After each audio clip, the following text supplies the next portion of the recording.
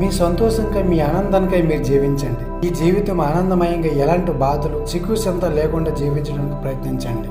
మీ సంతోషాన్ని ఎవరూ ఆపలేరు. దానిపైన మీకు పూర్తి హక్కు ఉంది. మీతో పాటు ఇతరులకు సంతోషాన్ని పంచండి.